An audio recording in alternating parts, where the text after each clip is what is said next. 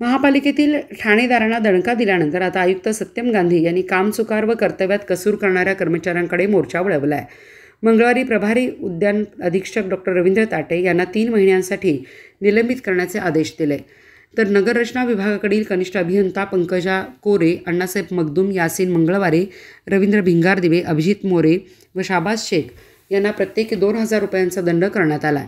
आयुक्तांच्या कारवाईने महापालिकेत खळबळ उडाली आहे। महापालिकेच्या घनकचरा व्यवस्थापन विभागाचा पदभार डॉक्टर ताटे यांच्याकडे होता।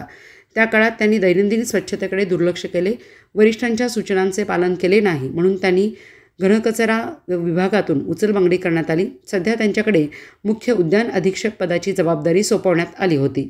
उद्यान विभागाकडील देखभालीच्या अनुषंगाने दैनंदिन फिरतीवरून करून उद्यान देखभाल दुरुस्ती व दैनंदिन कामकाजाबाबतचे फोटो ग्रुपवर शेअर करणे व झाडांचे मंथन करण्याबाबत सूचना देऊनही डॉक्टर ताटे यांच्याकडून याबाबत कार्यवाही झालेली नाही। त्यावरून त्यांचे कामकाज असमाधानकारक असून त्यांच्या सोपवलेल्या पदाची जबाबदारी, कार्यकर्तव्य ते सक्षमपणे पार पाडत नसल्याचा ठपका ठेवण्यात आला।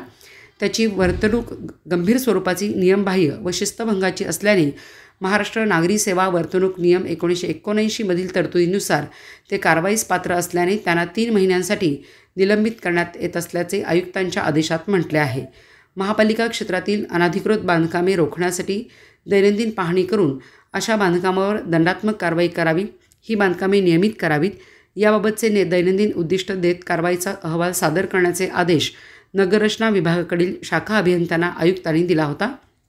आदेशाचे पालन न करता कर्तव्यात कसूर केल्याप्रकरणी 6 अभियंत्यांना प्रत्येकी 2000 रुपयांचा दंड केला। यात कनिष्ठ अभियंता पंकजा कोरे, अण्णासाहेब मगदूम, यासीन मंगळवारे, रवींद्र भिंगारदिवे, अभिजित मोरे व शाबाज शेख या अधिकाऱ्यांचा समावेश आहे। यातील कोरे वगळता अन्य अभियंता मानधन तत्वावर पालिकेच्या सेवेत आहेत।